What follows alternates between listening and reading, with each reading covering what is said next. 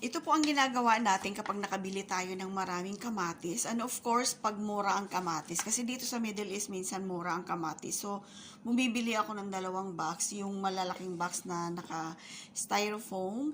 And then, i-slice lang po natin siya ng maliliit. Hindi naman actually na maliliit. Ayan yung sizes niya. And then, lulutuin lang po natin ito sa low flame o low fire. Ayan lang po yung hanggang 1 hour to 2 hours. Depende po. Pag nagiging soft na po siya at madali na lang na i-blender, and then i-strainer po natin siya after i-blender para po hindi kasama yung buto. Kasi na-try ko na pong dito, i-blender ko to. Tapos, hindi ko siya in-strainer. May mga buto at saka ayaw ko doon dahil, yun nga, yung mga buto ng ng kamatis ay hindi rin talaga madaling mabiblend kahit ilalagay mo siya sa blender. So, ini-strainer ko po siya.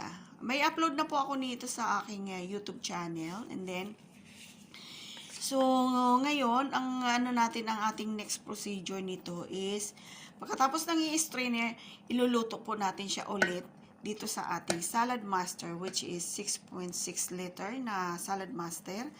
So, hintayin na lang po natin at ipakita ko na lang po sa inyo kung paano ang aking ilalagay after nito pag-blender ng ating tomato ketchup.